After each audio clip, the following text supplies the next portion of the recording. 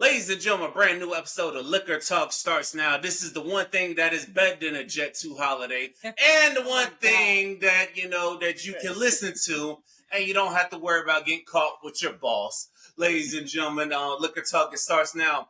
We're doing this one a little sober today, but out of respect of today's guest, she's joining us by way of Tampa, by way of Nashville, Tennessee. She's the host of the Missing Piece podcast, a brand new podcast that you done heard yours truly on multiple times, but now we got her right here. Alexa, welcome to Liquor Talk. How you doing today? Hello.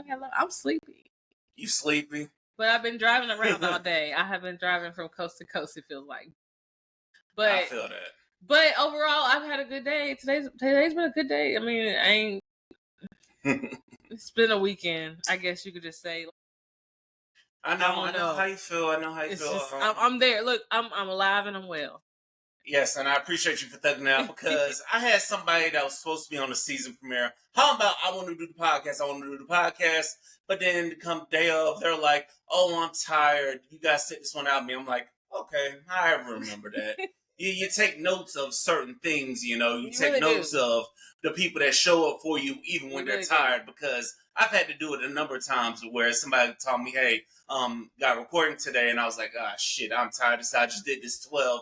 But you know what I do? I will go get some caffeine in me, do something to keep me going, and go ahead and thug it out. That's right. Yeah. So why don't you tell the people a little about the Missing Piece podcast and what motivated you to start the podcast? Okay, so I started a podcast. So honestly, like I listen to Poor Minds all the time, and I just love those two. Big Lex, shout out to you, and Pretty P. I think no, that's not Pretty P. That's not Pretty P. Y'all the bomb, and if they see this, they gonna cuss me out and be like, "You don't even know who we are." But y'all the bomb, and I listen to y'all a lot. So honestly, it was because of them. Like I had my own podcast before. It was just an individual podcast. I didn't have nobody on it. I'll just record like my story, like literally like chapter 1, 2, 3. So, which I might do, but I like to talk. So that's one. You like to talk, so you can do a podcast because you like to talk. And then 2, it's just like, I don't know, the podcast, I'm just letting it just do its own little thing, like kind of just, and I don't know what it'll become, but it's going to become something nice and beautiful. Yes. Right now, we just, and I'm in the transition of moving, y'all. So right now I had to kind of put it on hold because I can't do 500 things at one time. So, and I had to sometimes say that. I tell myself that, like, dude, you might have to just breathe for just a second. Of course. Because, I don't want to overdo it. Of course it is some work of being a content creator, and everybody don't realize that. People are like, "Oh, you just give them mic." No, it is so much work. It's marketing, it's networking. It is so much work out here. So I understand where you need to just take a break, because I know I'm about to be taking a break pretty soon. So, but that's why I've never really been huge on becoming a social media influencer. I've never been big on it, because you gotta post from what I hear, you got to post at least 4 or 5 times a day. 4 or 5 times a day. Because you got to keep up with it. Like, you can't just post one day and then like not post again. You just keep on posting. So I'm lazy. I feel that. I'm not gonna keep on posting like that. I feel that. I totally feel that. That's why whenever I drop an episode, I have my shit posted auto, so it posts automatically to my TikTok. So that way I'm not, so that way it does it for me. But even still, it's like, sometimes them algorithms be picking and choosing who they want to help. I'm like, come on, I'm being consistent. I'm posting at these times. What more do you want, algorithm? And then 2, I don't like my algorithm gets messed up either. Right now, it's a bunch of carpet cleaning videos and Ray William Johnson sent to you. Because he tells the best, like, murder story. And I ain't gonna lie, my algorithms be all over the place. 1 minute is a relationship. Next minute is police chases. Oh, I love police. And then the next minute it be these conspiracy theories telling you that people who are dead are still alive, or they just changing characters. I'm like, they're coming back as a different person. Yeah, they're coming back as a different person, and people we think are dead, they're actually alive, just in a different form. I'm like, it's just too much time to be going down them rabbit holes. Yeah, it's too much time, See, I've become a big fan of like gameplay. And when I say gameplay, I'm not playing the game, and nobody in my house is playing the game. I like to go on YouTube and watch streamers play horror video games because it'd be fun. And right now, I'm watching a streamer called Keem. His name is Keem, and that man, so the they're like PC games, but these are like underground games that you never heard before. Yeah, bro, he be cracking me up. Like that man be cracking me up.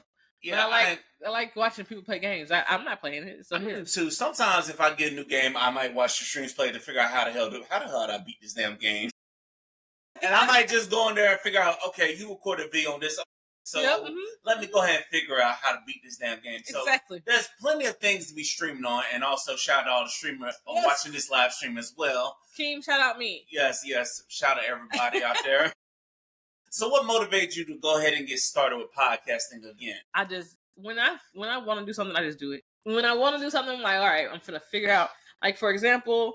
And I'm sure we'll talk about this later, but I'm trying to get my modeling agency started up. And it's not really an agency. I want it to be more like a club so that nobody feels like they're obligated to have to be a part of this agency because honestly, agencies ain't.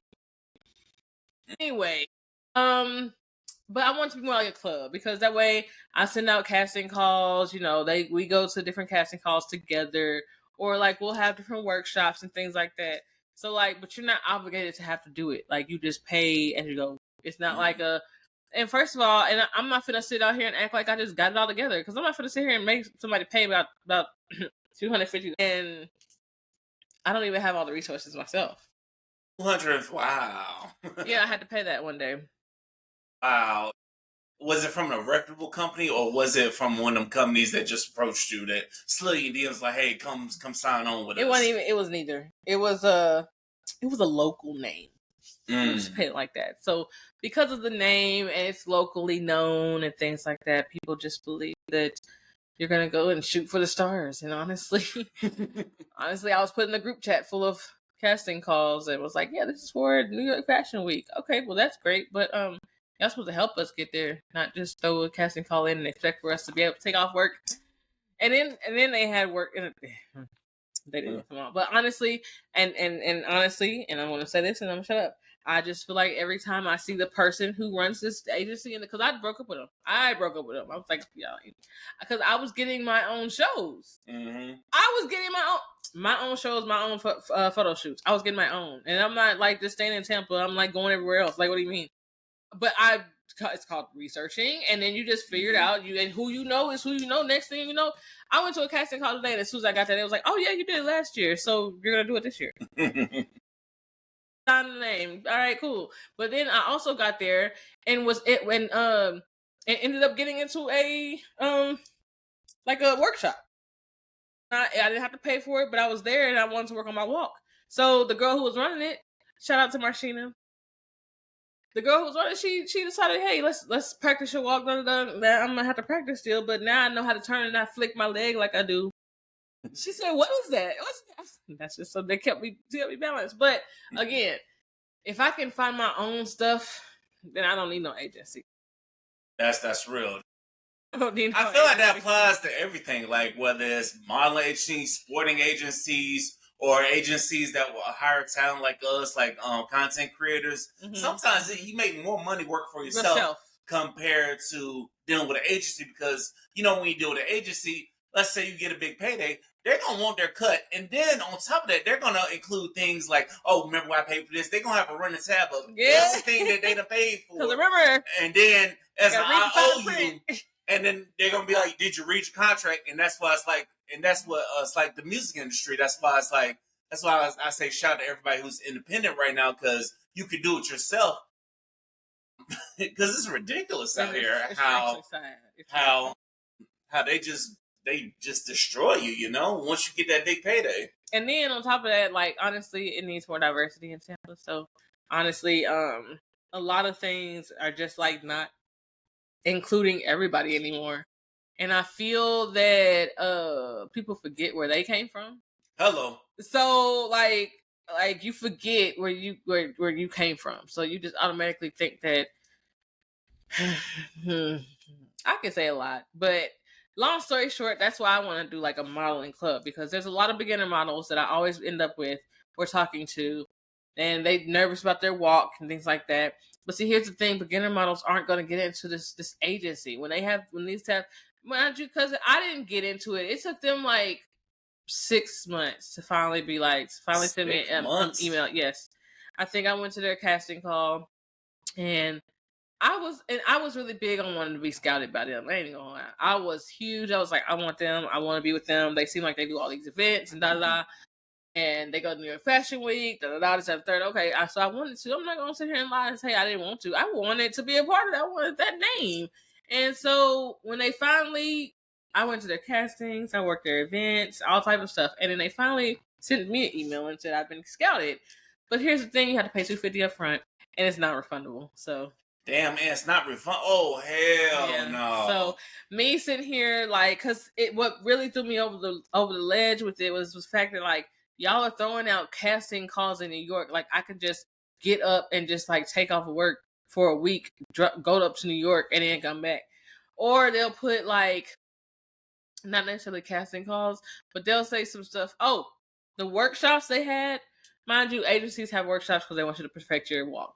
Understandably so. Mm-hmm. But these are during the day, during daytime hours, and like there was none really on the weekends or none really at night either. So it was kind of like, how am I supposed to like not miss work? At that time, I still worked in the office, mm-hmm. So I worked Monday through Friday 8 to 5. So y'all talking about I have to be to these mandatory workshops, but you have one on Tuesday at 10 a.m.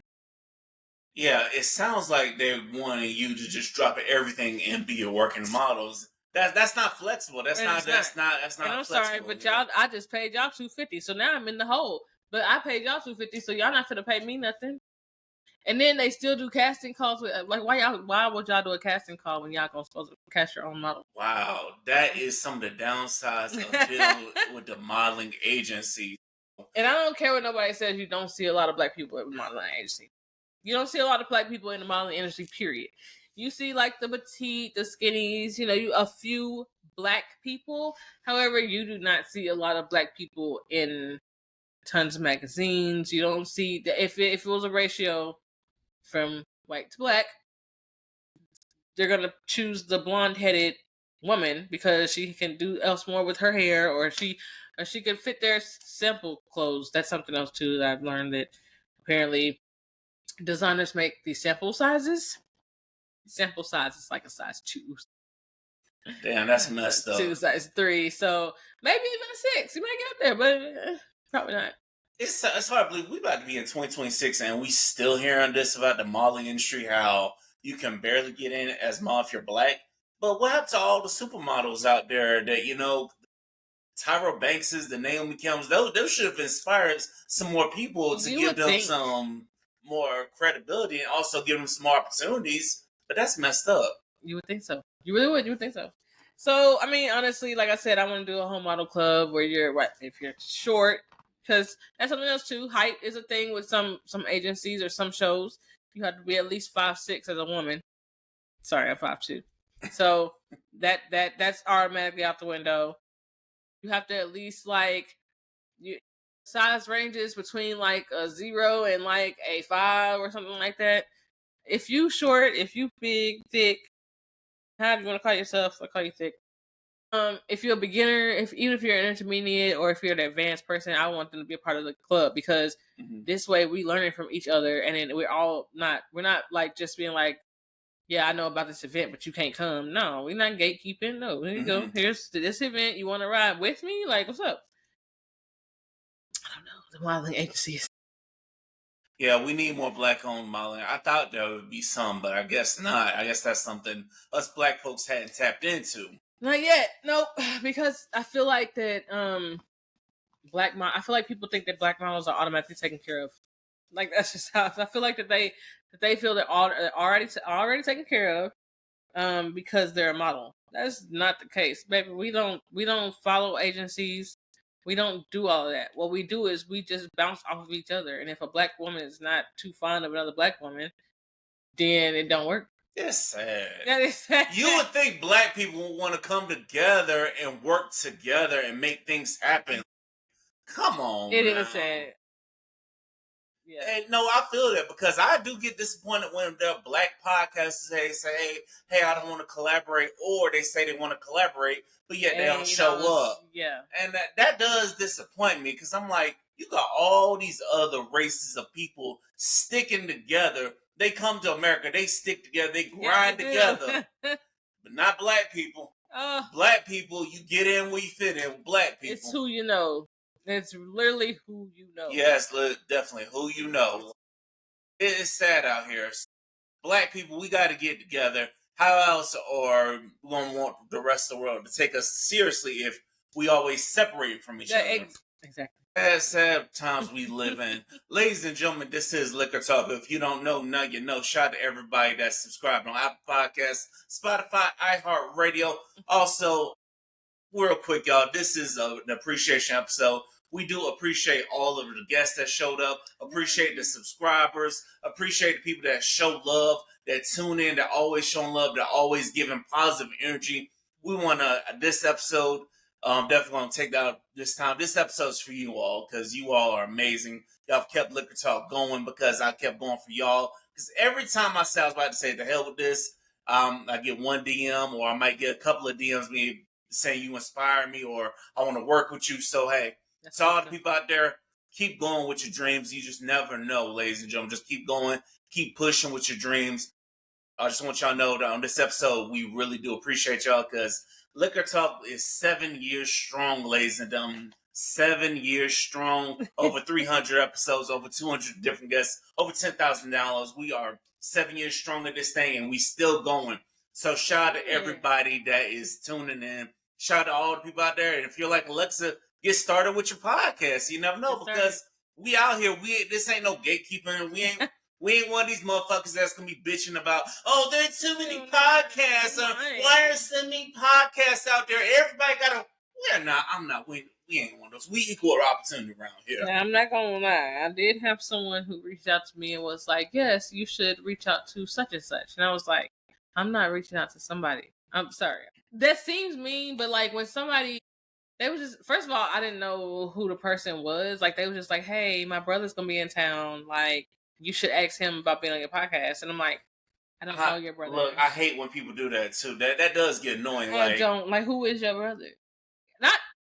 Somebody going to say that about me. If somebody be like, yeah, Alexa and the Mr. Beast, who is that? Yeah, because I'm not up there yet. But don't just say your brother and then I'm like, I don't know who. I'll tell you like this. If you want somebody to work with me, you better be sending me links and stuff to show me what they've been doing, and then I might check it out for myself. Like, okay, hey, they got some good content. Mm-hmm. Hey, you tell them to reach out to me, we'll make it happen. I'm not about to be chasing them, Exactly. I don't care where you're at your podcasting journey. You shouldn't be around here chasing people now, unless it's somebody you really want to work with, Right. But like, there's no name, no nothing, and I was just like, okay, well, have them if you or someone that you know is interested in being on this podcast, have them reach out to me personally, not through a third party. No, and because I've had that happen too. I've had people coming on someone else's behalf, like, hey, you gotta get my son on, like. Now there's some people I've worked with in the past. Yeah, right. I might have those, but it's like some people you just automatically be like.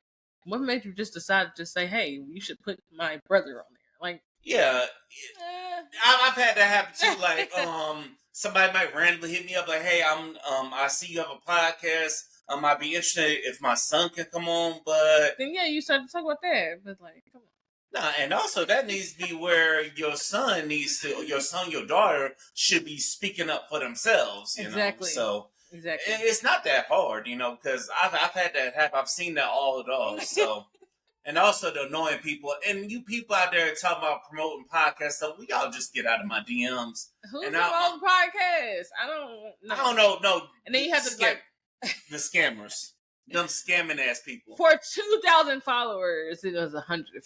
Yeah, $150, something like that. Or hello, sir. I'm like, you're not even in America. Right. How the hell you gonna help me? You're not even in America. No.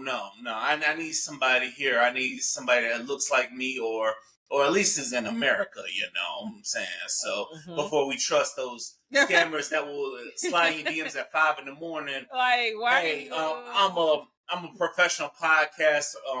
I'm like, first y'all be scamming my Instagram. Now y'all hitting me up on LinkedIn. I'm like, come on now. Come on now. LinkedIn. Yes, they be hitting you up everywhere. They definitely be hitting me up everywhere. So you told me about a very interesting story about your past. So how did you overcome addictions? Oh, okay. Well, Auntie here. I used to be addicted to cocaine and alcohol. Now I don't drink anymore. I don't partake in the party favors anymore. I kind of barely even go out and party because like there's nothing outside. So, but I do like to go out sometimes. But however, I got over it. I mean, it took me more than like, let me see. I think I went to treatment like 10 times. I went to rehab like 10 times.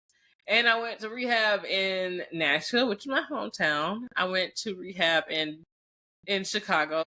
Majority of the time was in Chicago because I was just up there just by myself, willy nilly doing whatever I wanted to. That was not a good idea. And then like I came here to Florida. I was supposed to go back to Tennessee for like a long-term program, and I was like, I'm not doing that. I'm not gonna go back. I'm already here. So long story short, my only question was, how does the hurricane? I was like, y'all got pretty weather. I think I went to treatment May the 26th, and I got out like after like mid-June, June. So like it's starting to be rainy season. So I wake up and I'm having to grab a jacket because it's gonna rain, and it does rain. And then by the time I get to where I need to get to, the rain has stopped and the sun is back out. Welcome to Florida. Well, listen, that's the one thing about Florida. And I kept seeing snakes, and I was like, man, it's too wild down here. But I was not gonna go back to Tennessee. I'm sorry, I wasn't.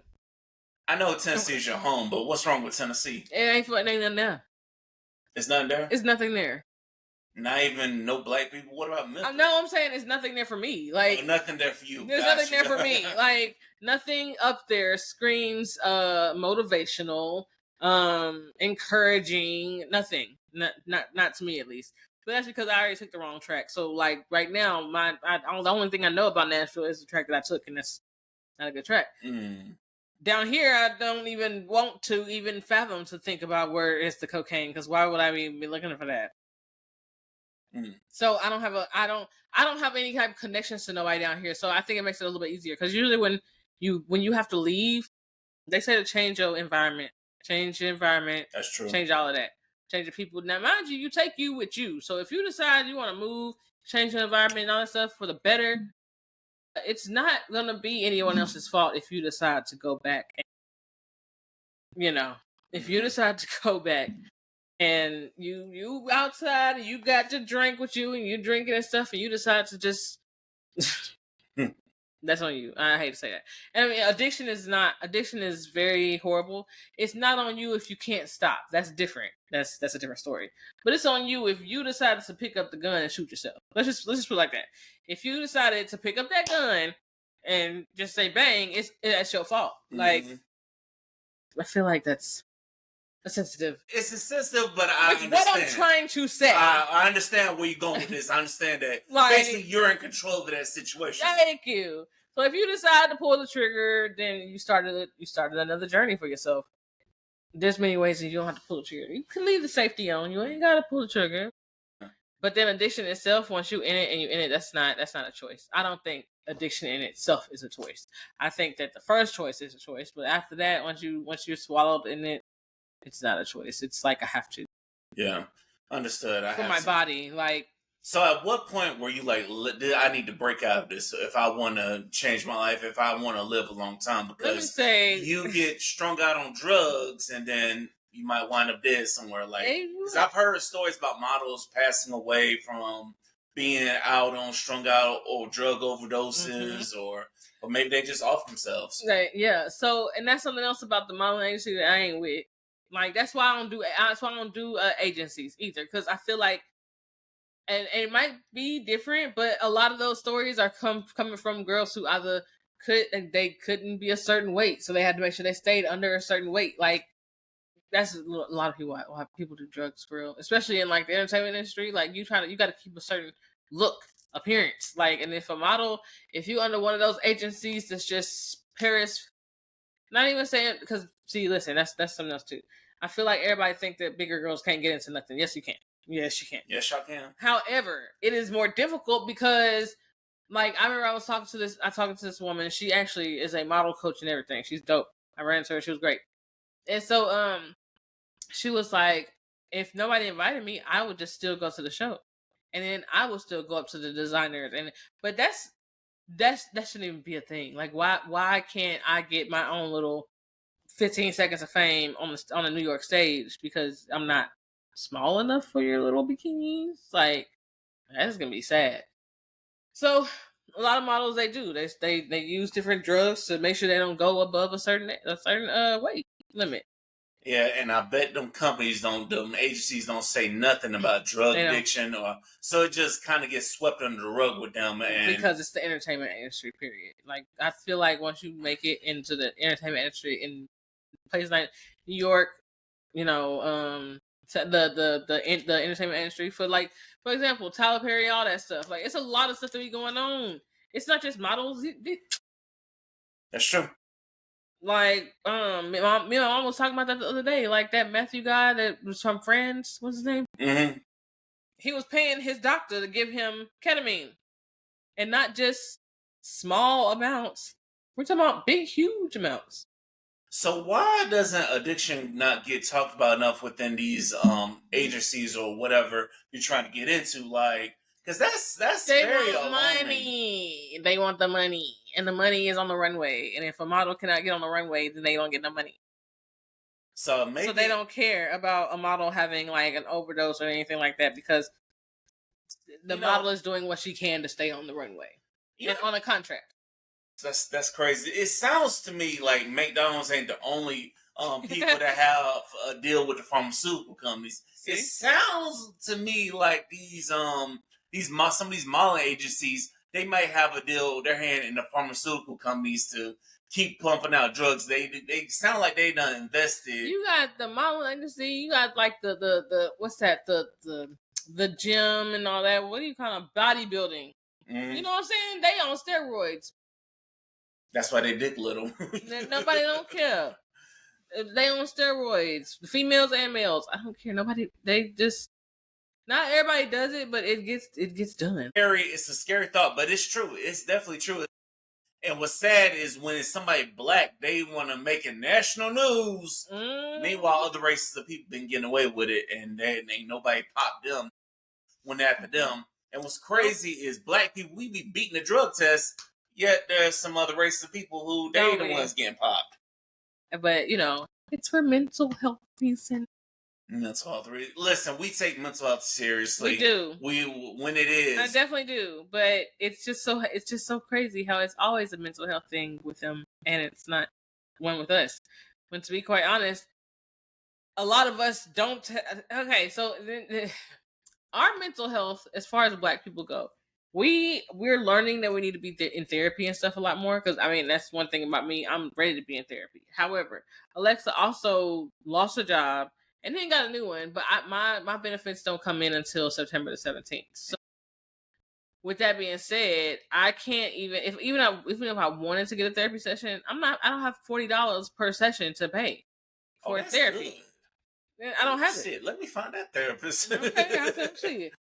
Listen. I have, and then on top of that, I have a neurologist. I have all of that. I can't go to them because I have no insurance. Like, and so when it comes to mental health, when it comes to physical health and stuff, we have to. I feel that a lot of black people have to just go with what they can get, and sometimes that's not a good thing. It's really not a good thing, but we got to find a way to make it work. Exactly. Basically, it's like I'm going to the clinic, but I hate this doctor, but I'm gonna go. Yeah. And another thing I will say about therapy, like I mentioned on the last episode, me and my guests, we talked about that, how people will go around going to therapy, yet you can go see a therapist, but what are you doing outside of therapy? Are you that is very true. Work? Are you putting into work? Or it just sounds like you just blowing money if you're not putting into work, because you only gonna sit with that therapist for maybe an hour or two at the time. But what are you doing in the hours outside of therapy? For therapy to be effective, you got to be putting into work outside of it. And also, they have virtual therapists as well that may be cheaper than actually going to sit and talk to somebody as well. So they do, but I can't do virtual. Like, I don't pay attention. I can see Like, that. I can't. Like when it comes to school, like I do online classes, but like I can go my own pace with that. As long as things got done by the due date, that's fine. But except for statistics, do not do statistics online. Do not.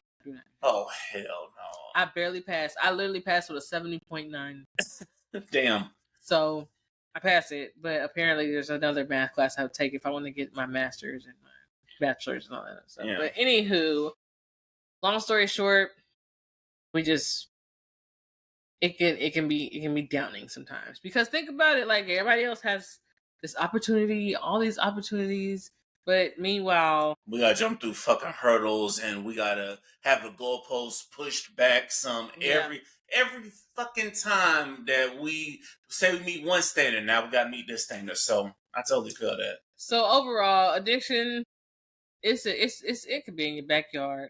And see, a lot of people, because I watch a lot. I still like watch. I used to watch, and I might rewatch it. Intervention. I love watching shit like that. It's just fun. But I saw this video on like Facebook, and they were just talking about how their son lost their life. Their son, 17 years old, lost their life due to fentanyl. And then, they're like, whoever gave my son fentanyl, I hope you go to jail. But then the comments are like, well, he didn't put a gun in his head and have him take that pill. Yeah, but at the same time, that kid went there thinking that he was probably going to get like a Percocet. And it ended up getting a fentanyl laced pill. So like, that's not, again, the addiction is whether it was something that they've been doing for a while, or whether it was something that they was just doing for that weekend because they was partying or whatever. The man lost his life because somebody else decided they wanted to add drugs into that drug. So it wasn't. Maybe people like, you should realize who you should be blaming this on. You should talk to the parent. Like, you know what? It sounds like the parent didn't want to take accountability. For one, maybe it was your parenting as well. You don't want to take that into accountability as well. But see, here's the thing. Okay, that's something. Okay, a parent do not know when their child is. I mean, there might be some signs. There might be some signs. Things might be weird. You might be like, I just don't know what it is. But maybe he's just a teenager. Maybe it's teenager stuff. Mm-hmm. A lot of parents do not know that their child is out there taking hydrocodone, Percocets, anything. They don't. They really don't. My parents did not know that I was doing cocaine when I was doing cocaine. And the reason why they didn't know is because my weight already fluctuated anyway. So I was like 105 pounds soaking wet anyways.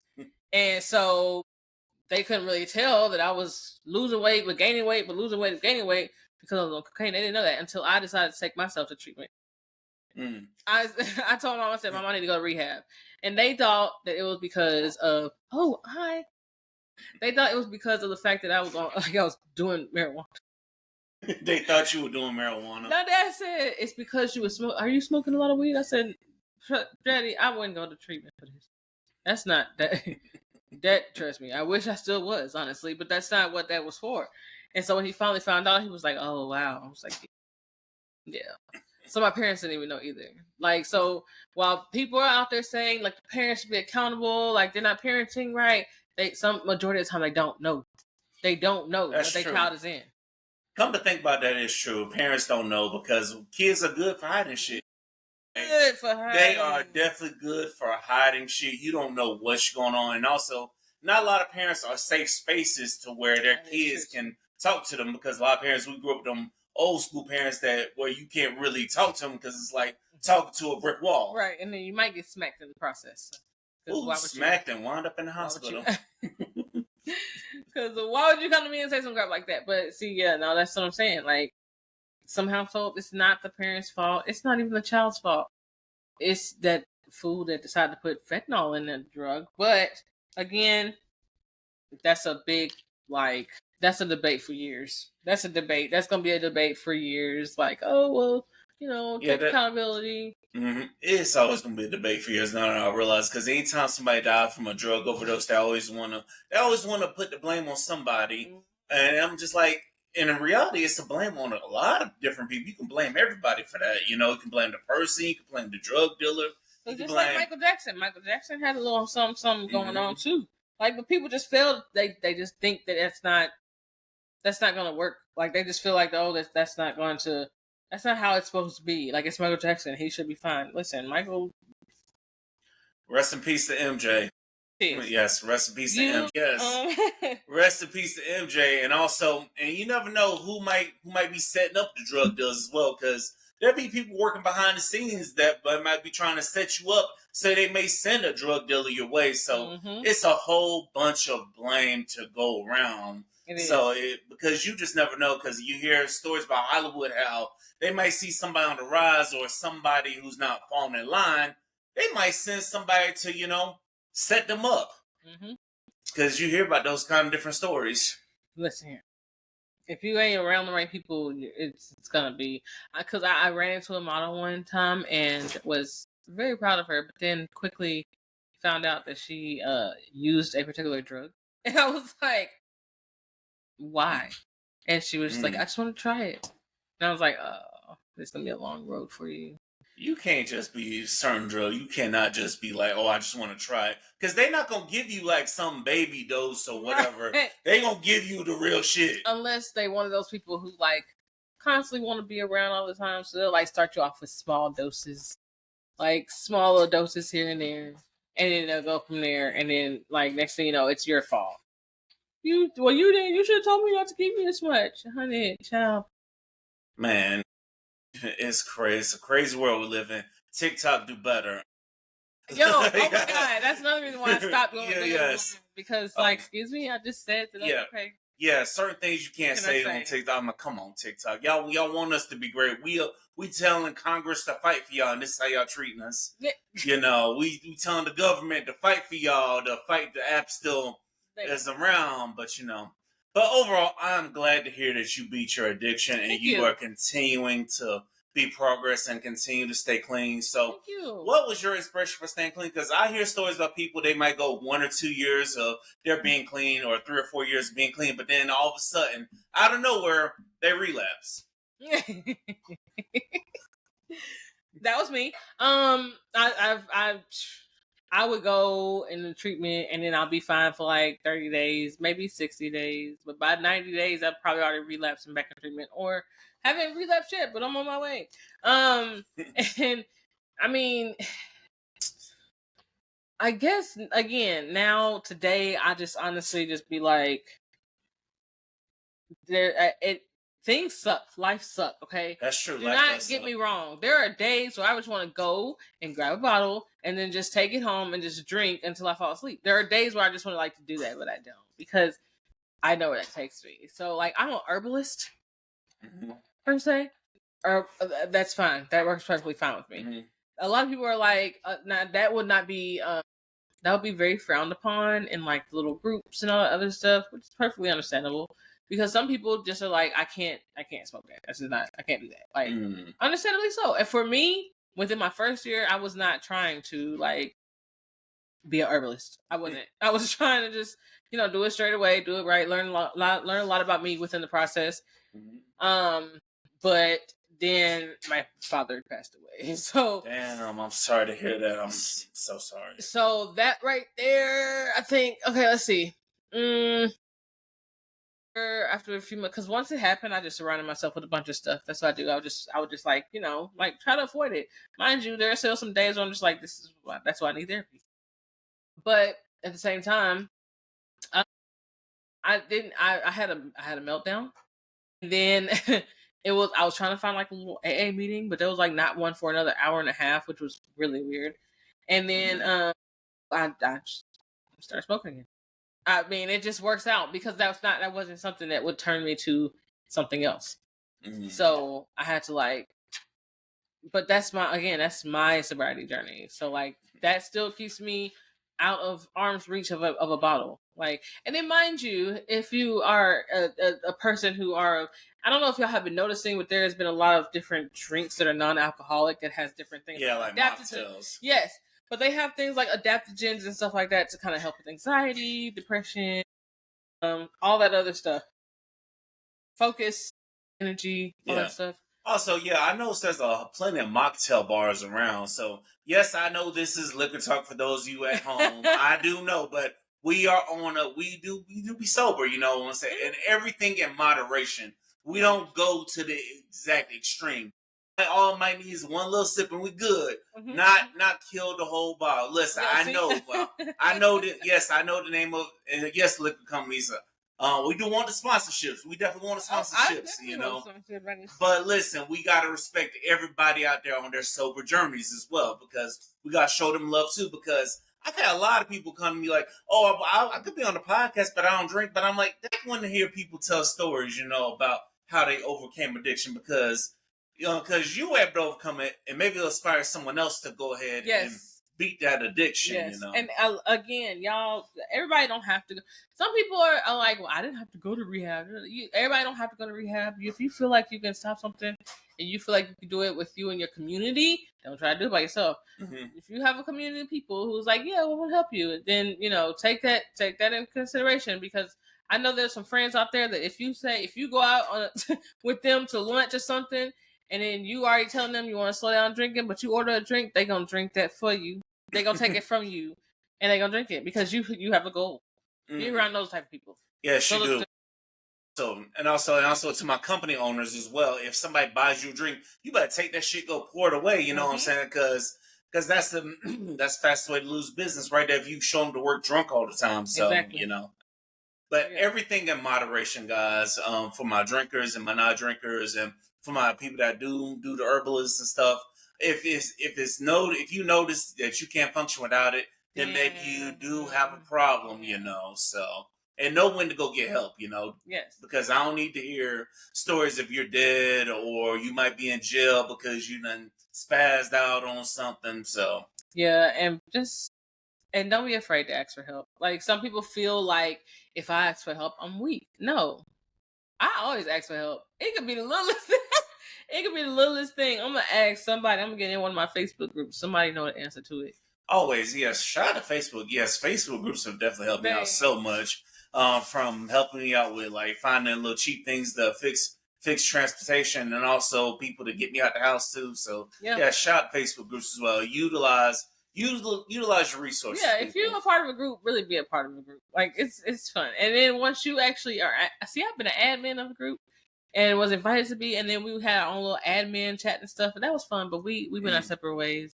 We've had our fun while it was lasted, but we're in our separate ways. But yes, if it wasn't for Facebook, yeah.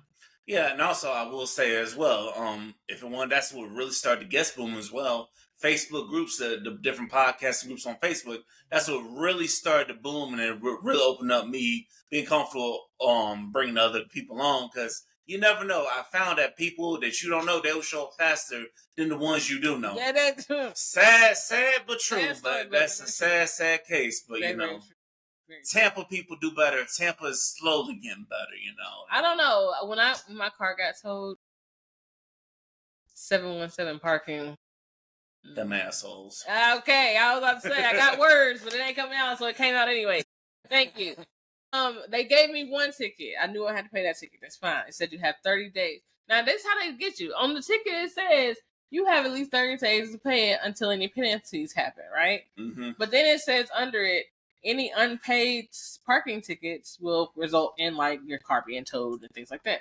Okay, can I pay the ticket first before y'all? So I parked my car. I knew I had that one, but then they was like, I told them that my license plate, because the parking attendant was sitting there. I said, my license plate is different. This is it, but that's my car. He was like, I'm just gonna put a warning sticker on it. I came outside and the car was gone. Oh, you see, you gotta watch them people. You gotta watch them people. They like, go put a warning sticker on it. Well, no, you gotta watch it, because they might say, hey, I'm gonna put a warning sticker on it, but as soon as you gone, it's out of here. And also, I know some companies, they be some assholes too, because I remember one apartment complex I was living at. I forgot that day to put the little sticker out because I just did a 16-hour shift. And I forgot to put the sticker somewhere where they can see it. Next thing you know, told me against my car. I'm like, motherfucker, don't you see this damn car here every day? If someone should click in your brain, hey, I see this car every day. Let me not fuck with it. Let me not mess with it. See, that's the thing. when I'm at work, I'm like, you know what, this car really shouldn't park like that, but it don't really park like that every day, so I'm gonna let it be for the day. Yeah. But come on, man, like y'all. It is. Now, I admit, when I first started in the security, which is the same career field we have, I used to be that asshole because sometimes people might be rude to me. I'll be like, you know what? Get that ship out of here, motherfucker. But now I'm like, you know what? I don't even give a shit. You know I have had nights like that though. I've had nights like that because there'll be a specific car. For example, there was a car and I saw it, and it was already relayed to me from my boss. So if my boss already is like, "Hey, figure this out," all right, well now I gotta work. So, so long story short, I see the car. I put a sticker on it. Hey, you gotta move it or it's gonna be towed. I go back. They moved it, but like just a few inches down. A few inches. And then they turned the car around so that you couldn't see the tire flat. I've been in complexes where they think they slick. Yeah. Oh, you think you slick? Don't worry about it. I already made sure my manager know I need a tow. Yep. And see, I'm so glad that a lot of the systems nowadays you could just put it in a computer and stuff, and it's digital. Yeah. I ain't got to slap a ticket on there because I remember some days I had to slap a ticket back in the day, and then the residents come bitching at me like, "Well, sir, I'm just doing what you was being told, and they said they want when people park here." I'm like, you know, and then plus it's Monday through Friday anyway, so of course. If you need to park your car, first of all, if your car is not moving, if you do not move your car at all, just park it in your parking garage or park it in your driveway. Yeah, these people be having like 3-4 car driveways. Like you could fit 4 cars in this one driveway, but y'all would rather have like 2 broken down cars sitting outside. Like, yo, no, man, that's crazy. That is crazy. Once again, shout out to Liquor Talk. This is Liquor Talk. And also, shout out to the security bosses that may listen to this. Hey, we love y'all. Listen, I'm not going to... Listen, I remember one site I worked at, I literally had the supervisor walk in. He's like, "Hey, I checked out that Liquor Talk." I was like, "Oh, shit." And then I'm like, I had to go back and look at what episode it was. I said, "Oh, it was just a Man Talk episode. We good. We good. So if your job finds out about what you're doing, by the way, that should let y'all know that I fuck with you because I usually don't tell y'all that, because I don't need y'all being judgmental because I ain't gonna lie, there were 2 X-rated episodes these past 2 weeks, so I'm not telling y'all that. I'm not gonna tell you that, but I'm not there. What you do is what you do. Mm-hmm. Hey, this is what I do because this is what I'm trying to keep being consistent. So that way, I ain't gotta come work for you, motherfuckers. That is the plan. Yes, that is the plan because there are people out here getting paid millions of dollars to live stream and also to record. Yes. And that's what we're trying to get to. That's why I'm still pushing. They say it takes like 10 or 12 years for it to really pop off. But, hey, fuck it. That's why we still pushing. Still pushing. Because from Girls of Poor Minds, one of them just bought a house. They're like 30 something, and I'm like, see, there's hope.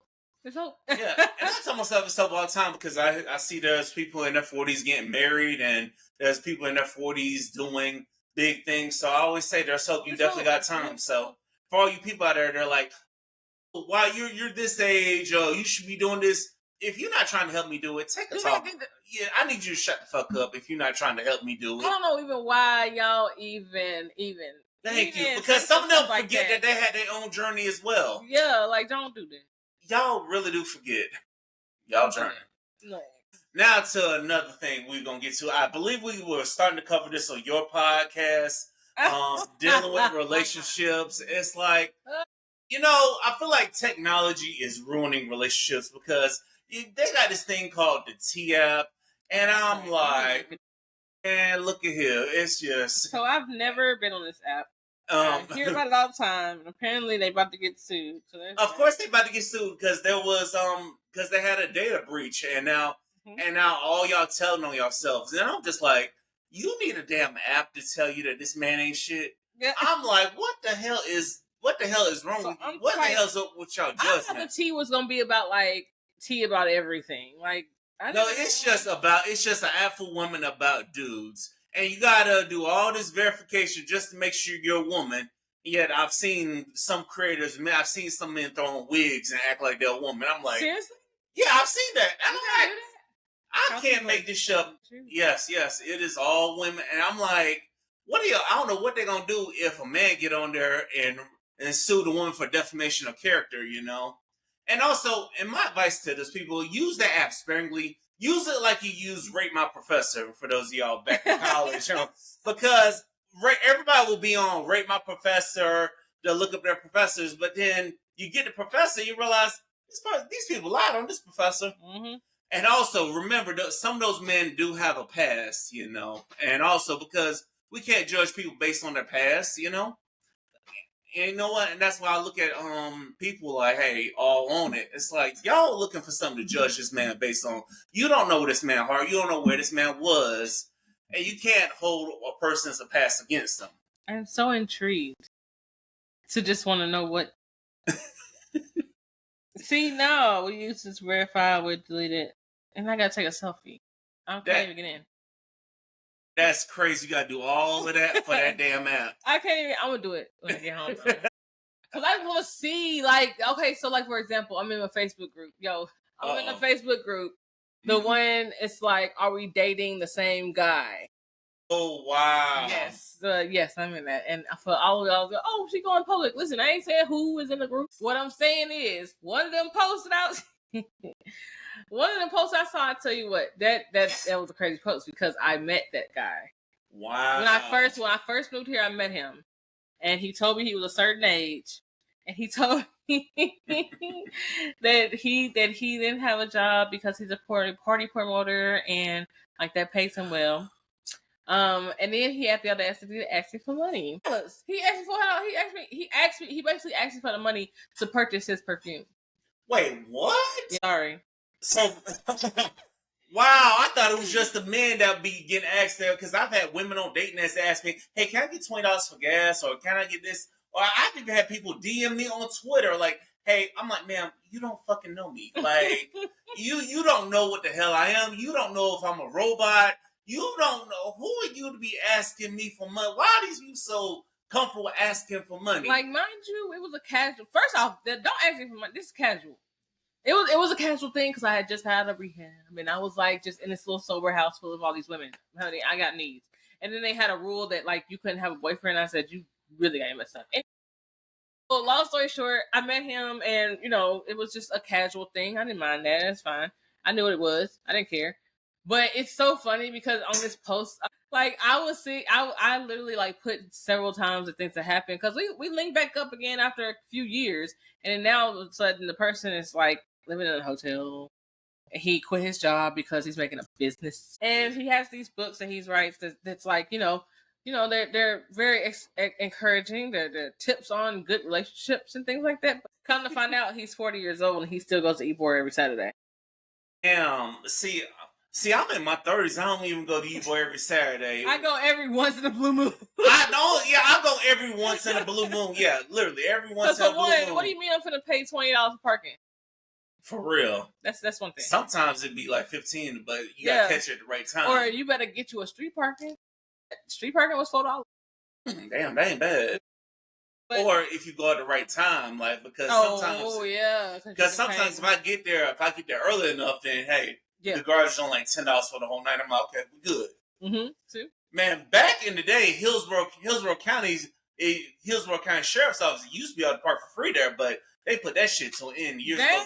It used to be like that. It used to be like that years ago. Like I remember when we were in college. Whenever I come home from college, me and my boys, we would go to Ybor. It was free parking at the police station, and all the sheriffs didn't say nothing. But I guess apparently they put it into that because they were getting. But this was like 5 or 6 years ago. So. Yeah, and see nowadays Ybor but still, why are you 40 in Ybor? Unless you come on now, unless you are the party promoter or unless that's your thing, that's your work, that's your income. I get that, but I mean, you can't put an age on that. I guess I don't know. I don't know. But why lie about your age though? Now that I don't agree with. Why lie about your age? Come to find out, so the person who posted it was an ex. Let's just put it like that. And the girl is 22 years old. Damn. And so when she finally found out that he was 40, she was like, "But what? Why didn't you tell me in the first place? This man said, well, I have an 80s tattoo. That should show it off right there. Sir, I hate to be the bearer of bad news, but that's not how that works. Damn, you TikTok live. Anyway, that is crazy. That is so crazy. Shout out to all the viewers on TikTok live. Now, that's about to close out. Be truthful about your age. I mean, goddamn, like you ain't gotta lie about your age. There are people out there that'll deal with. I've seen women in their 50s dealing with 20-year-olds. I mean, do you? But because I ain't gonna lie, and this is Lord, that's another subject. What? Remember that subject we brought up when I said women know what they're doing when they younger than the age of 18 and they dating men in their 20s and 30s. They know exactly what they're doing. They do. They know it. People hate when I say that. What you mean tell me my child ain't doing that? That's fine. That's your child. But I hate to be the bearer of bad news, but I was 15. I was 15, 16, and I was dating a 25-year-old. Ooh, damn. And then we got engaged. Once I turned 18, because, you couldn't tell nobody. Yeah. But his mama went to the same church that we did. His mama was really cool. They knew something was going on, but I couldn't say nothing until I was 18. So when I turned 18, that's when it was. And then we got engaged like a few months later. Of course. Because we've been messing with it. We've been messing with each other already. So, like, what do you mean? Women, I don't. People hate when I say this, but I don't care. Little girls know what they're doing. Yeah. Ooh, I'm glad you said it. They know what they're doing. Now I did. Now it was a whole thing about no, let's not free R. Kelly. We're not gonna do that. I'm not gonna do that. I don't want to sit here and say free R. Kelly. Definitely I'll say free Diddy. No. But if you was okay, let me just put it like this. Pretty Ricky was to invite me out, and Spectacular is like 19 at the time, and I'm like a 16-year-old, 15, 16, and he invited me out, and he was like, yeah, what's up, how you doing? I'm not gonna say no. True. I was 15 and 16. I definitely and they was grinding on the stage before the Bow Wow concert, so now I'm exposed. Like, so, and mind you, why are all these 4 men humping the stage? I don't know, but now my hormones as a teenager are like going crazy. Because who are these men and why are they on the stage? But their song was "Age Ain't Nothing But a Number," just like Aaliyah, right? Yeah, that's exactly. The 90s was a fucked up time. The 90s and early 2000s was a crazy time. I can imagine social media back then. They would have ate this shit up, man. What do you mean? Because what the fuck you mean? That's why a lot of movies would not have made it. I don't care what nobody say. White chicks wouldn't have made it in today's society. Hell no. They would not. Because what do you mean you got 4 white girls in a car singing realness, nigga? Finish my team, my nigga. I think you gonna feel a nigga. 50 my nigga, 50 my nigga today.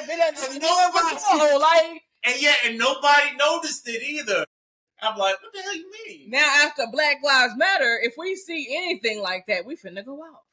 Now, mind you, we shouldn't though, because we know it's about. Like, we know what's up. Yeah, that's comedy. And the Wayans brothers, shout out to the Wayans brothers. They've been doing comedy for years. They opened up the door for hella people. Nobody would have liked. Oh Lord, I don't care what nobody say about this lady, but nobody would have liked Dave Chappelle today. No, they would have. They would hate Dave Chappelle. Dave Chappelle was a Klansman. He had the skit of the KKK. And he was like, "Oh, y'all white, you niggers need to go." Yeah, yeah, because he was blind and he thought he was white.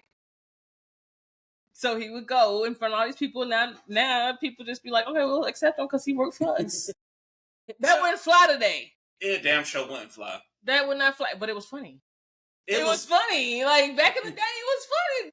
There is so much shit that they got away with back in the day that they couldn't get away with now. The 70s, 80s, 70s had Studio 54. You already know they had lines that powder. You already know they had them powder. Oh, so I watched on Netflix because now I'm not only just in the gameplay, but now I'm also in like disastrous documentaries about disasters. So, like for example, there's a documentary on Netflix, and it's about a tornado that happened in Joplin. Some years back, but it was these people, it was these high schools like graduation that day and all that stuff, and they're in bye y'all. They're in the what is it? Like they know they're in Tornado Alley. They know what goes down to. So when the sirens go off, they usually just like, oh, it's not that. It's a tornado. It's fine. No, this tornado was so big it wiped out Joplin and everything like that. And like the people in it are the actual victims who was going through it. Like you have people who was in a gas station and you can hear the wind and all of that. You can hear all of that. It's crazy. That's a good one. Mm-hmm. And then they had one about the Travis Scott concert. You know, the Astro World. Yeah. Mm-hmm. And you have kids like screaming for help and like nobody is responding. And it's just like nobody is helping us. Like we're the crowd, okay. Once you finally, if y'all watch this, it basically tells you how it all happened. And honestly, if this was more set up better, then it wouldn't have happened like this. Travis Scott, Astro World was not just for Travis Scott. It had other artists there as well, if y'all didn't know. So because of that, they had SZA at another stage, and Travis Scott has his own stage. However, nobody was on that stage, so they didn't really realize like how many people should be in the audience or not. Well, Lost was okay. How do I put this? Okay, so here's SZA's little stage here, and then here's Travis Scott's. So everybody is going from SZA stage to Travis Scott stage, but mind you, it's like a T. So like there's a T in the middle, and then it's like this. But nobody decides to go around the other side to get up there. Everybody swarms on one side. So because everybody's swarming on one side, that's how everybody got quashed. The other side is just perfectly fine. But Travis Scott ain't paying attention to the other side. He's paying attention to over here. Yeah, so ain't rocking it and stuff like that, bro. Like that. I remember seeing a little story, bits and pieces of that story, and they were trying to pin the blame on Travis Scott. No, you need to be pinning the blame on Travis Scott's management, who was over it. All them people are the Live Nation. Yeah, that's who the blame need to go to, not the artist. Why y'all want to try to cancel Travis Scott for this when really it's a logistics problem? It's not even on him. Because the kids climbed up to the sound, like the sound stages and stuff, like the sound towers and things like that. They were like, y'all need to shut down the concert. Like it's getting bad. And they were not listening. So why didn't these organizers have so many like security people out there? Like, okay, so overall, that whole event was horrible. And the reason why I say that, not because of Travis, because I like Astro World. I listen to that all the time. And I have a Chop the Screw version of that. I love that album. It was horrible because the security they had set up was like a small security like group. Like, so it was just like how you see people at the ticket stands at Raymond James Stadium. Yeah, like that. The Safe team. Yeah. Yeah. So that's who I am. I'm with them too. Shout out to Safe. But that's not enough. You have teenage kids who are swarming these gates, who literally just push down the gate. So that's also something else, and the reason why there's a lot of crowding, because there was people who wasn't even supposed to be there. So why didn't y'all have more of a police presence? Why y'all didn't have off-duty cops? So apparently they did bring that. Too late. They brought it too late. Because then once people started like pushing down the barricades and stuff to get into the concert, that's when they brought in police, and they were like, get back. Sir, you're only one police officer. Nobody's gonna listen. So they didn't even have. You know what? It sounds like that the Live Nation people were not organized, and Live Nation did not want to take accountability. Yes, don't cancel Travis Scott. It really wasn't his fault. It really wasn't. Hey, I still rock with Travis Scott too. Shout to his new stuff, but nevertheless, what do you think people need to do in 2026 for 2025 and then going beyond to fix these relationships? Because I see it all the time. It feels like. And sometimes I get tired of listening to the man versus women going back and forth. When at the end of the day, everybody has these standards until it's one person you really like. Yeah, and that's the thing. I didn't know who they really like no more either. But again, you said technology. Technology. Back in the day, you know, when you're about to go with your friends to the skating rink, and you know you see a cute boy across the way from the skating rink, he gonna come up to you. Well, y'all gonna get to talking because somebody's friend's gonna be your friend's gonna go to their friends and be like, my friend like your friend, can you hook them? Like this, back in the day, that's how it was. And like nowadays, like I could be walking and I can see somebody who'll be sitting there staring at me, but they will not say nothing. And most times it's probably because that person probably approached people years ago and they said, no, I don't want to be touched because people will always complain about, oh, I don't want people talking to me. Why is he approaching me? They will deal with that and they will harbor that and they'll be like, because sometimes I'm that way. If I see somebody pretty, I'm like, hey, she pretty, but just keep it moving, you know? Oh, that's sad. So like, I know it's sad, but but that's just how it is. That's just how it is right now because people are idiots nowadays. People don't. Again, they don't want to work. There's no work. No work wants to be done. So if you first of all, one people are okay with too much now. Like people are okay with their man being a cheater or their woman being a cheater. People are being okay with that because that's just what they're used to. Mm-hmm. No, that's not healthy, and that's not healthy for your mental state. The other person probably don't give a damn, but for your mental state, you sitting there, you know this person is cheating on you, and you are not. You're gonna stay. Okay, I talked to someone today, and I get her reason for staying. They're not together, but they're in the same household. Their kids in the household too. So like, but they don't barely even sleep in the same bed together. But her reasoning is he has a job that helps keep the boat afloat. Mm-hmm. So like, she's not she's not worried about having to leave. He don't abuse her. They just don't like each other like that, but they're cordial with each other and they're really cool. So like I feel like that's a different situation, but there are some people who are just like, oh well, that's just all I know. We're gonna be married. It sounds like people don't have clear definitions of what things are either. You know, people might be doing things and they don't really have what it is. Like, hey, are we doing this or not? Like y'all need to sit down, come up with these clear definitions. And also, a person's actions can tell you everything you need to know. It really can.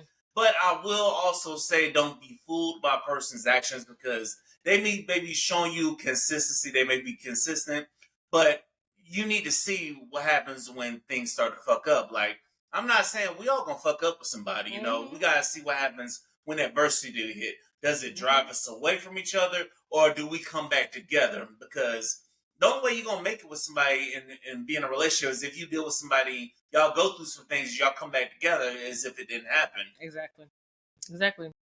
That's crazy. It's crazy. I don't know if there's hope for this generation, because it's like, because sometimes you're just not really motivated. And y'all take the social. Okay, let me not say y'all because I do this sometimes too.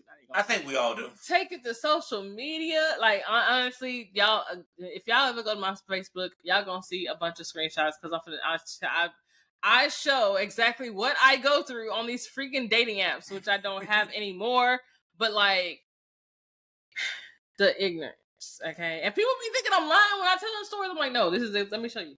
Like, listen, I could have taken screenshots years ago. The shit I went through on dating. I feel it's both parties win and win. It's just we go through it, y'all go through it. And see, the thing with women, I feel like women is automatically in that nowadays, because it wasn't like this before, is in that mind frame of I have to have someone rich. I have to have someone who is rich and who has all these things. Mind you, I am one person now. I'm gonna have to fall back a little bit on it because I don't have my own place anymore. I have my own room, so I can't go out and be like, well, I want somebody with their own place, and now I really could, but that's petty of me because I ain't got my own place. Now, see, I'm glad you think like that because there'll be so many women that will say, "This man gotta do this man gotta do that, he gotta do this." And don't let it be a woman with kids. And sometimes I'm like, ma'am, did your baby daddy have all that stuff before he knocked you up before you had this baby? And then before you left with the baby, and before you left with the baby, because let's say I do accept you, guess what? And we get long term, you're gonna want me to be a role model for this child. You're not gonna say it at first, but that's coming down the line. But then again, I see all types of videos. Now, okay, let me ask you this, right? This guy goes on a date. Now, I think it was like a skit, honestly, the way it was kind of put together. He's sitting there across from this woman, and there's her two kids there. He don't show their faces or nothing. So okay. But then he's like, y'all enjoying it? Y'all good? Y'all all right? They're like, yeah. They was like, you good? He's like, you gonna get you a plate to go? She's like, yeah, I might give me a plate to go. Okay, cool. He's like, all right, bet. Let me go and get my wallet out of the car. This man said, I'm not finna pay for shit. I saw that skit. I'm not finna pay for shit. I'm not finna. She brought her kids. No, I'm not finna pay for shit. But on one hand, what I think, I'm not taking sides, and the reason why I'm not taking sides is because I don't know what the conversation was beforehand, or if this is actually just skit. Because I feel like she wouldn't have brought her kids if she would have known not to bring her kids. However, did she tell him that she was bringing her kids? Because honestly, I feel like this would have went a different way if he knew that she was bringing her kids. But I don't know. Like, I don't know either, because I saw what you were talking about, and I saw what you were talking about. I remember seeing that. I'm like, dude, why the hell you even sit down to begin with? Because if I see somebody, we agree to a date, and you bring your kids, I'm like, no, I'm here to date them damn kids. Fuck them kids. Oh no, I'm here for you. We're here to determine whether or not we can be whether we are compatible or not. You know. So I'm just like, I just wonder, like, I really want to know the conversation had before this. Like, or I need to know her side. But again, when it comes to a skit, you gonna still suck. It's like me, I'm still thinking about the same video that I've seen like maybe about 5 times, and over the course of the last 2 years. Yeah, and also I be seeing skits where the woman will straight up be trying to order some steaks for kids. Yeah, let me go ahead and order like 2 steaks to go. I'm like, to go. And the man look like, why are you ordering this? I'm like, buddy. And then she'll be mad and be like, so you're not gonna get nothing for my kids? You're not gonna get nothing for my kids? Ma'am, that's your responsibility. And then I remember years ago, I had somebody come on the podcast. They were like, oh, you need to pay for my babysitter if you want to take me on a date. This is back when I was being nice. Now, this is back when I was being nice. But me, now I've been like, man, that's your responsibility. Why are you trying to put your responsibility on me? Well, never mind. You handle that. Maybe somebody else will buy your babysitter for you. And you know what's crazy about this dating pool? There might be a man simple enough to do that dumb shit. You know, like no, because I guarantee you, it's the man you probably don't want. I guarantee it's the man or the woman you don't want that will probably do it. Mm-hmm. But the person you actually want, you're not gonna do that. You know. So I've really had a realization about myself recently, because I mean, honestly, like a lot is going on in my life, and like dating apps suck. I'm sure nobody said they suck. But like I'll get on there with someone, and then like they'll be like, yeah, let's go on a date. And I'm like, no. So I think I'm just in that zone where it's just like I'm just right now really focusing on me and how things work out with me. As you should. Because maybe, ladies, maybe you just not ready, and that's okay. Like I feel like women feel like they just always ready for a relationship. That's how I was at first. I thought I was always ready for a relationship. Whoever could come in my life and it'd be beautiful. But a lot of those relationships were not good because either I was still using drugs or drinking a lot, or or they just lost their job. The last person I lived with, they lost their job and didn't tell me they lost their job. But I'm noticing that you're not going to work. But when I come home, you done smoked up all my weed. See, that's the problem. And you not. And he working on the same beat. Y'all, okay. What the hell? What kind of motherfuckers are y'all dealing with? Let me tell. Okay, women. First off, they're not always the problem. You might be the problem. So think about that. Fellas, if you like to rap, that's cool. That's what's up. If you want to be a producer one day, that's cool.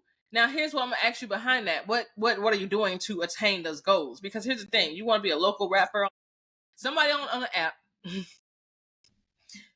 He looks like somebody I know because the guy also raps too. So I'm like, hey, I think we talked before because you said you live in Lakeland and you a rapper. He was like, yeah, but I don't live out there no more. I ain't lived out there for like 5 years, so you must still remember me. I said, honey, you look like someone. I don't know you. I ain't even been here no 5-6 years. I only been here for 2 years. So you're clearly not that. Because he was also like, well, I know a lot of people. And I'm like, no, I don't know who you are, sir. So have some goals if you want to be a producer and all that stuff, because it's the same as being like a podcaster. It's the same as being a content creator. It's all of that. But what kind of work are you putting in? This particular person wasn't putting in the work. He was sitting in my house that I paid the bills in. He was sitting in my house and just going over the same beat over and over again. And now, since this man has watched BMF, now he think that he anyways. So women, it's not always the men. What are you looking for? And me personally, that's why I be like, that's why I'm kind of like chilling, because I'm like, I'm trying to do a lot of moving and transitioning and stuff like that. I don't have time for it. Like, acting, about to start my own podcast, hoping to get, I started my own podcast. I'm hoping to get, in this, it's like a teacher assistant, like arts training thing. Mm-hmm. So like I will be a teacher for, like, I'll be a model coach for like kids and teenagers and stuff like that. And I did an interview for that, so I'm hoping to hear back from them. But I'm juggling a lot. Like, I work at the stadium, I work overnight, I work here, like. No, I feel that. I definitely feel that. We're definitely busy, but the thing is, it's like you'll find a way to make time for what you want to make time for. Of course, yeah. But I feel, and I'm saying this as a woman, because, you know, I feel like women always want us to be like, well, a man needs to say when he don't feel like this and when he don't feel like that. But women, do you really feel like that too? Respect. At least you're a woman enough to take accountability. Do you feel, because you got this man and he's gonna buy you this and he's gonna buy you that, but you're gonna be okay with that. But then as soon as he try to touch on you, or as soon as he try to be like, yeah, we together, now it's the issue. Mm-hmm. And that's why a lot of men be chilling, because it's like, why I gotta do all this for you? Yeah. When as soon as I want to do something with you, it's like, oh, why you doing this? But yet, some of y'all will have a man just laid up, not really doing nothing. Y'all going on dates, taking this man doggy bags and stuff. But meanwhile, a man still has access to you, but you're not putting him through all them hoops and stuff. Mm-hmm. Yep. This date is ridiculous. Yep. That's why it's like, yeah, you see me with the podcast, and yeah, I'm having to drive all over town to go to work and stuff. So, like you, I've been chilling too, because it's like, you know what? And also, it's like, do I have the patience to deal with somebody with kids? And some cases I don't, and sometimes I'm spontaneous. I might wake up, be in the mood to go, let's go have brunch, and you tell me, I got to do this, or maybe you tell me you're busy, or, you know. And also, sometimes we might have them days where we done had long that we were stressed out, like, babe, I need to see you, even if it's for 5 or 10 minutes, just, you know, even if it's no kids or no, or whatever, you're busy, and just, you know. And also sometimes, and the one thing I've had to work on is not expecting me out of people, because sometimes I will, you know, I'll put down what I'm doing. Like, one of my exes called me, I could tell she was having a really tough day. She was like, where the hell are you? I need you. I'm like, baby, relax. I got you. I'll be right there. But sometimes I don't get that same energy in return. I'll be like, what you doing tonight? Let's do something. Then it might be raining, or not your case, but another case, it might be, oh, it looks like it's about to rain. I don't think I should come. I'm like, man. But wait a minute. At least I said it is raining. Why was that it was actually raining? Why are you going to say, listen, hold on. Women. No, I said not you. I know, not me. No, I'm saying, but women would do that. Like, y'all gotta stop. Because don't tell somebody that it feels like it's about to rain. It ain't even started raining yet. That means you can get to your destination before it rains. Exactly. Think about living in Florida. It can look cloudy for hours, not a drop of rain. Not a drop. And then sometimes it can be sunny as hell, and I don't know where here's the rain. I'm like, you'll get about 20, 45 minutes of rain. Mm-hmm. Yep. Motherfucker. So you gonna have to, if you live in Florida, you're gonna have to learn how to drive in rain. Like, that's just it. I didn't want to, but again, rain is so sporadic like that. I could leave my house, start doing Lyft, because I do Lyft, and I can leave my house, start there in West Tampa, and then end up in like Temple Terrace, and it's storming. So you can't be afraid to drive in rain here. Yes, for all you motherfuckers moving to Florida, don't be afraid to drive in the rain, because you're gonna have to get used to it. You ain't got no other choice. You have no choice. But on that note, what can people gain from listening to your podcast? I mean, I share a lot of information. A lot of the times right now, like, for example, yes, dating is a big topic.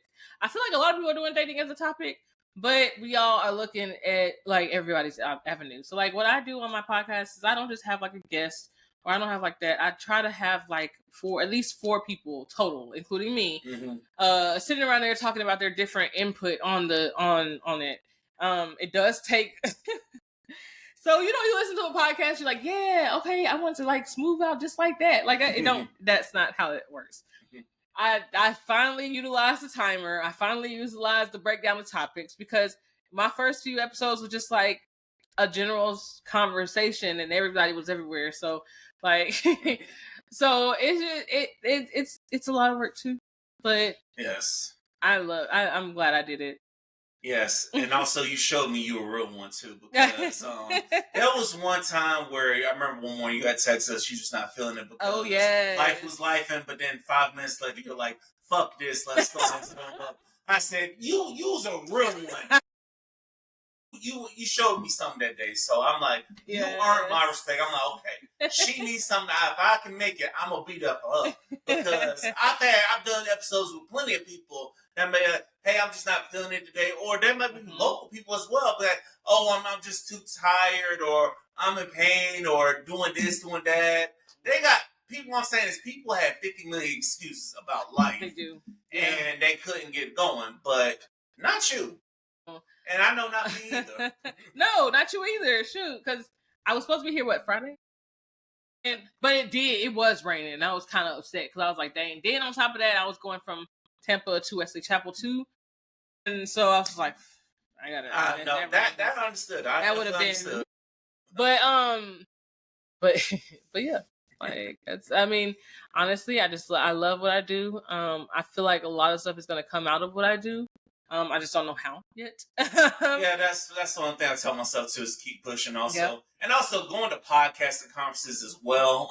That would definitely inspire me as well. So I'll definitely tell you about the podcast conference I'm going to in October too.